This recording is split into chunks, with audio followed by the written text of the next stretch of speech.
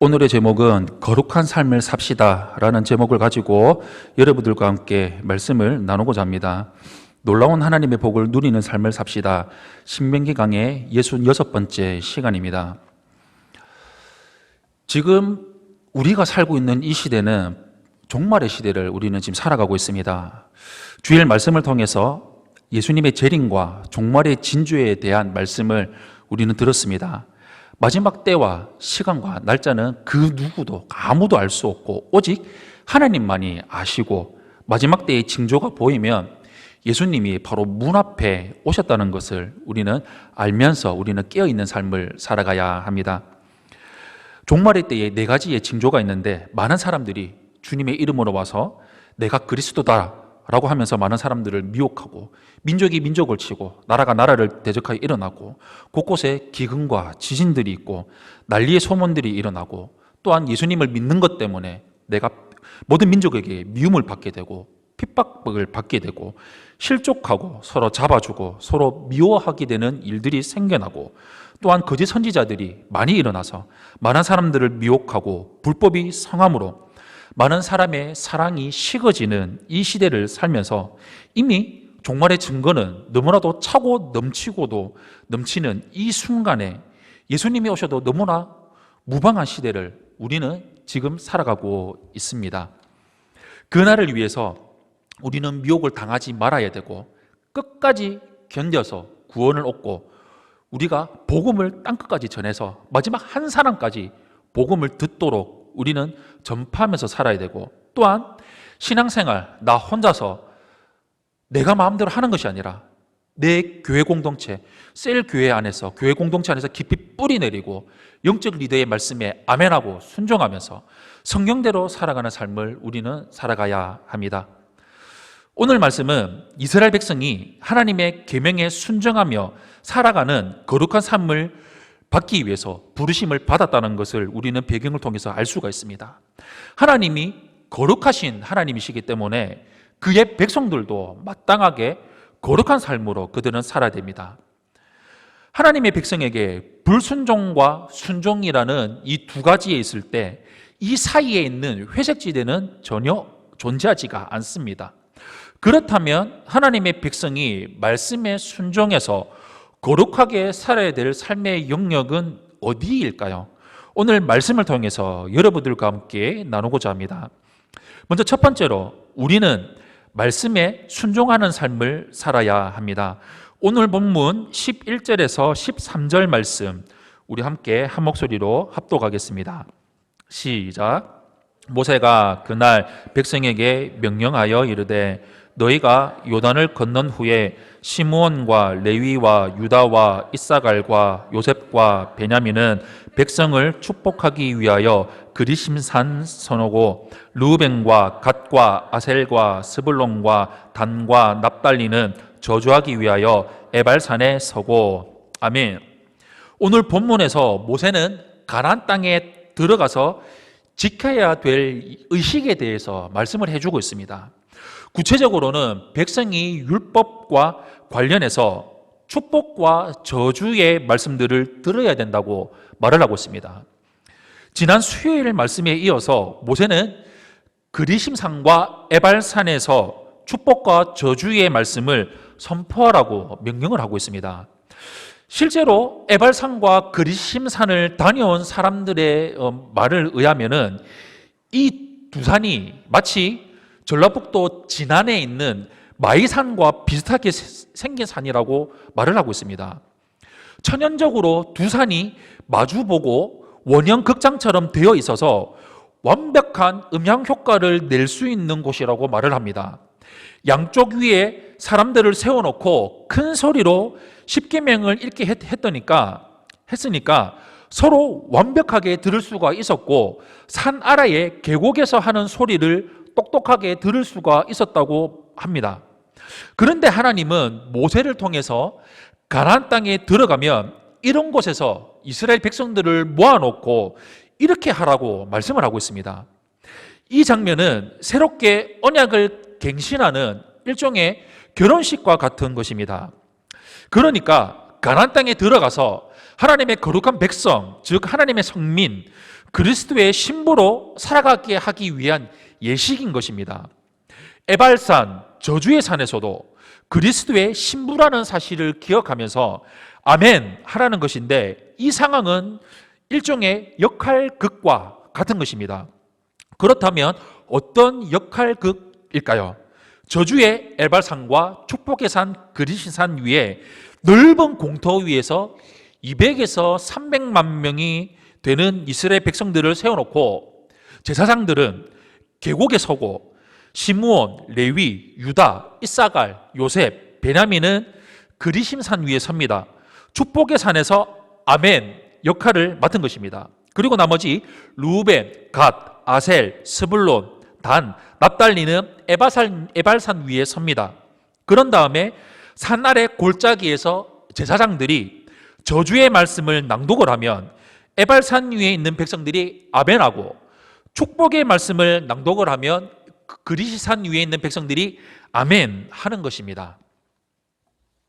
사실 이 역할극은 축복과 저주 어느 편을 선택할 것인가에 대한 도전입니다. 잘못 살아서 저주의 말씀이 우리 삶이 되지 않도록 아멘 하라는 것입니다. 실제로 오늘 본문을 보면 15절부터 이어지는 말씀들은 전부 다 저주의 말씀들입니다.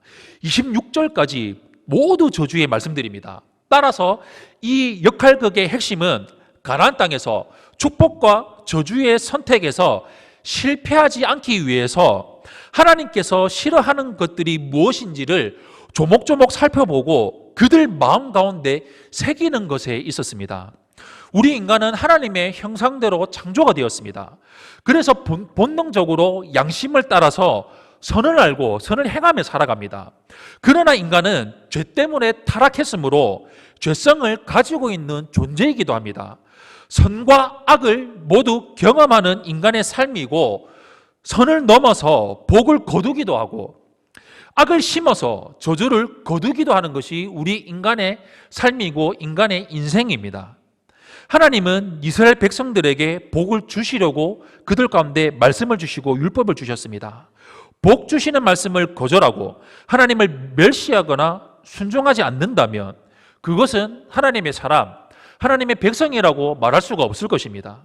이것이 하나님 말씀 안에서 축복과 저주가 함께 선포가 되는 이유인 것입니다. 말씀에 순종함으로 하나님과 바른 관계를 맺으며 하나님과 함께 살아가는 삶입니다.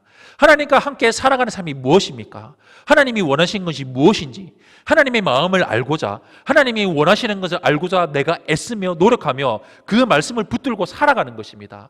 그 말씀 가운데 우리에게 깨달음을 주셨을 때, 나는 거룩한 백성으로 살아가야 되겠구나. 그 하나님이 기뻐하신 것이 무엇인가를 바라보면서 내가 하나님의 기쁨으로 살겠습니다. 오늘도 내가 하나님 말씀 가운데 순종하며 살겠습니다라고 결단하며 살아가는 삶인 것입니다. 이런 삶, 축복의 삶, 결단하는 삶, 기뻐하는 삶, 거룩한 삶을 온전히 이루며 나가는 우리 성도님들이 되시기를 축원합니다. 두 번째로, 우리는 하나님의 백성으로서 거룩한 삶을 살아가야 합니다. 오늘 본문 14절에서 26절 말씀, 우리 한 목소리로 함께 합독하겠습니다. 시작. 레위 사람은 큰 소리로 이스라엘 모든 사람에게 말하여 이르기를, 장색의 손으로 조각하였거나 부어 만든 우상은 여호와께 가증하니 그것을 만들어 은밀히 세우는 자는 저주를 받을 것이라 할 것이요, 모든 백성은 응답하여 말하되 아멘 할지니라. 그의 부모를 경홀히 여기는 자는 저주를 받을 것이라 할 것이요, 모든 백성은 아멘 할지니라. 그의 이웃의 경계표를 옮기는 자는 저주를 받으라 할 것이요, 모든 백성은 아멘 할지니라. 맹인에게 길을 잃게 하는 자는 저주를 받으라 할 것이요, 모든 백성은 아멘 할지니라. 객이나 고아나 과부의 송사를 억울하게 하는 자는 저주를 받을 것이라 할 것이요, 모든 백성은 아멘 할지니라. 그의 아버지의 아내와 동침하는 자는 그의 아버지의 하체를 드러냈으니 저주를 받을 것이라 할 것이요, 모든 백성은 아멘 할지니라. 짐승과 교합하는 모든 자는 저주를 받을 것이라 할 것이요, 모든 백성은 아멘 할지니라. 그의 자매 곧 그의 아버지의 딸이나 어머니의 딸과 동침하는 자는 저주를 받을 것이라 할 것이요 모든 백성은 아멘 할지니라. 장모와 동침하는 자는 저주를 받을 것이라 할 것이요 모든 백성은 아멘 할지니라.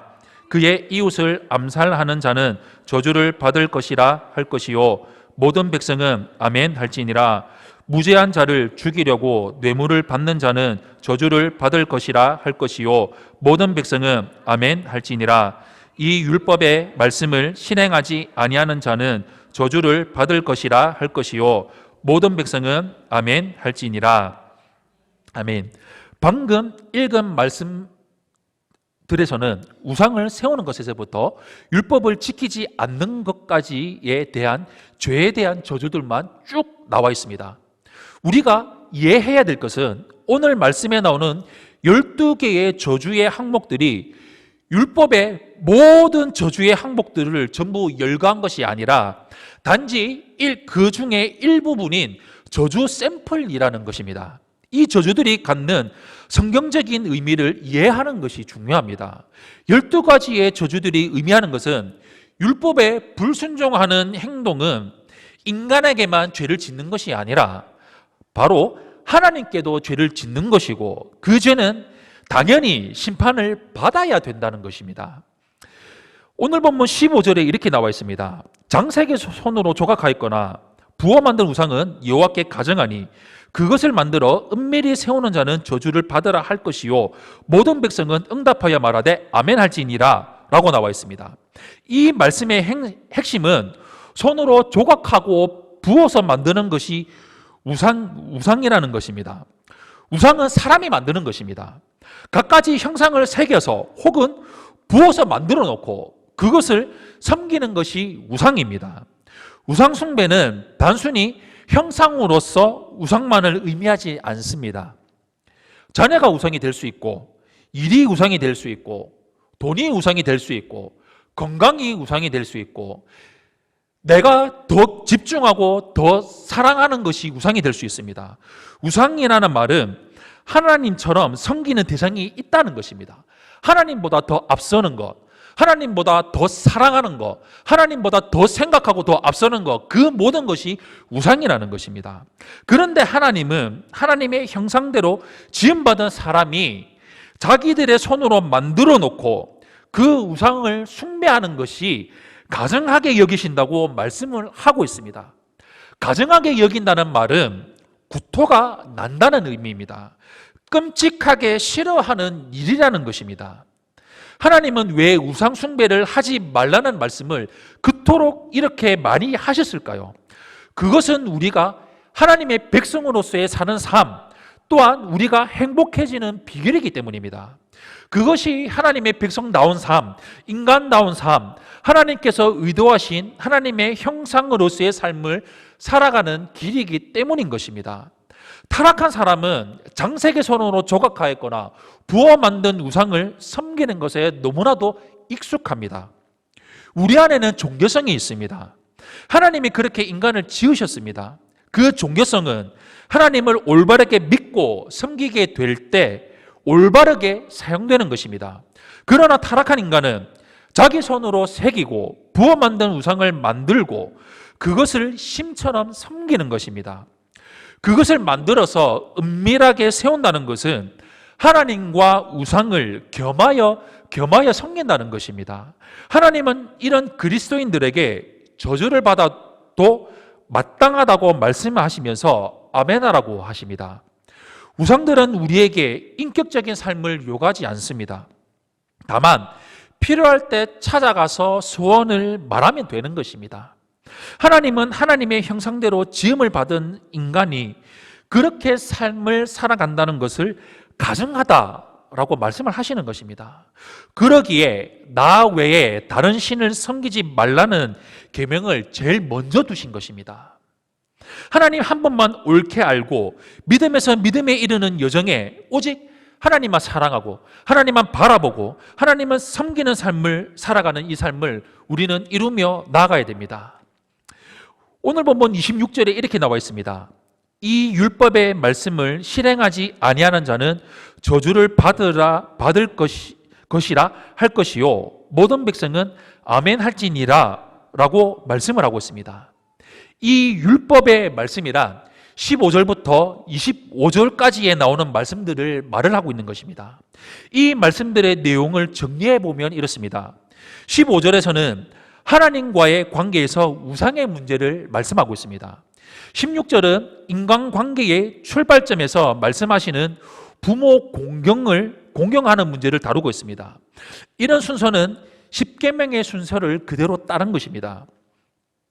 그리고 17절에서 19절은 이웃과의 관계를 말씀하고 있습니다. 그리고 20절에서 25절에는 성적인 문제와 살인, 뇌물 등 사회적인 문제를 말씀을 하고 있습니다. 특히 15절에 나와 하나님과의 관계를 언급하는 한 구절을 빼놓고 전부 다 인간관계에 대한 말씀을 말을 하고 있는 것입니다. 즉 사람다움이 무엇인가를 말씀을 하고 있는 것입니다. 하나님의 형상으로서 제사장 나라의 백성으로서 하나님의 거룩한 백성, 하나님의 성민으로서 품위를 잃지 않아야 하는 행동들이라는 것입니다. 다시 말해서 믿음으로 산다는 것은 하나님만 잘 섬기면 되는 것이 아니라는 말입니다. 하나님을 잘 섬긴다는 것은 곧 사람들과의 관계를 포함하고 있는 것입니다. 하나님의 사랑의 신실하심을 믿는 성도들은 하나님과의 관계만큼 중요하게 여겨야 되는 것이 있는데 그것이 바로 이웃과의 관계이고 세상과의 관계라는 말입니다. 하나님과의 관계만 좋으면 부모, 형제, 부부, 학교 친구, 직장 동료, 친구, 이웃과의 관계가 어떻든지 간에 나는 하나님의 백성으로 잘 살고 있다라고 말할 수가 없다는 것입니다. 오히려 하나님과의 관계를 측정하는 기준이 이웃과의 관계, 세상과의 관계인 것입니다. 이것은 신약에서 우리 예수님이 동일하게 말씀을 하신 것입니다.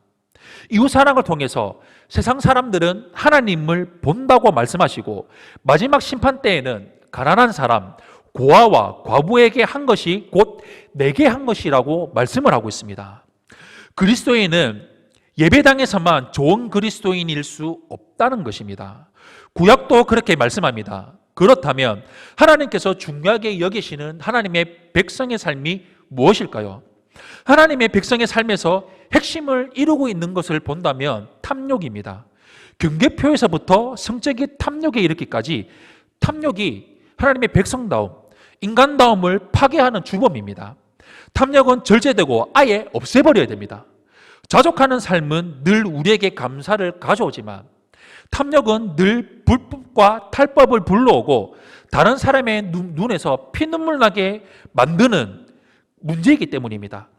하나님은 인간을 하나님의 형상대로 만드시고 그 형상에 합당한 삶을 살아가기를 원하십니다.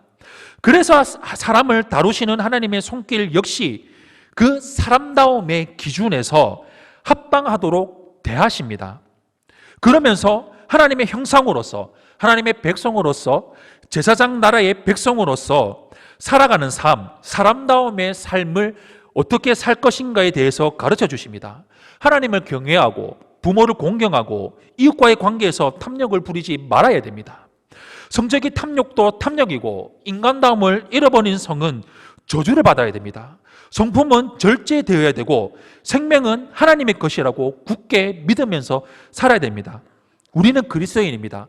우리는 하나님의 자녀이고 우리는 거룩한 하나님의 백성입니다. 하나님께서 의도하신 사람다움을 삶으로 실천하며 이루면서 살아가야 됩니다. 물질에 대한 욕심, 성적인 욕망, 내가 원하는 탐욕, 이루고자 하는 것들, 원하는을 포함한 모든 종류의 탐욕들은 하나님의 형상으로서 하나님의 거룩한 백성으로서 인간다움을 파괴시켜버립니다. 그래서 하나님은 저주를 받을지어다 아멘이라고 말씀을 하고 있는 것입니다. 우리가 하나님의 백성다운 삶을 살기 위해서는 시편 119편 11절의 말씀처럼 내가 주께 범죄하지 아니하려 하여 주의 말씀을 내 마음에 두었나이다 라는 말씀처럼 오직 하나님의 말씀을 따라 살아야 됩니다. 오직 하나님의 말씀만이 우리 개인과 가족, 우리가 속한 삶의 모든 영역을 지키시고 하나님께서 기뻐하시는 삶, 거룩한 삶으로 인도하십니다. 우리에게 순종을 요구하시는 모든 말씀에 아멘으로 화답함으로 하나님께 거룩한 백성으로 인정받고 거룩한 삶을 이루면서 살아가야 합니다. 사랑하는 성도 여러분, 우리는 하나님을 거역하는 세상 속에서 살아가고 있습니다. 그러나 하나님은 이 세상의 어두운 죄악의 길을 따르지 말고 오직 하나님의 말씀에 거룩하게 살 것을 명령하고 있습니다. 하나님은 특히 우리가 다른 사람과의 관계를 맺을 때 어떤 태도를 갖는가를 중요하게 여기십니다. 이 사실을 기억하고 이웃에게 덕을 끼치는 삶, 복을 전하는 삶을 살아가면서 오직 말씀만이 내 삶을 비추고 오직 말씀만이 나를 새롭게 하고 오직 말씀만이 나를 하나님께로 나아가는 삶을 인도한다는 것을 기억하면서 이 말씀을 바라보고 말씀이 뭐라고 하시는지, 말씀이 나에게 어떻게 인도하시는지를 바라보면서 거룩한 백성, 하나님이 기뻐하시는 삶, 하나님이 원하시는 삶을 온전히 이루며 나아가는 우리 세종왕교회 성도님들이 되시기를 예수님 이름으로 축원합니다. 아멘.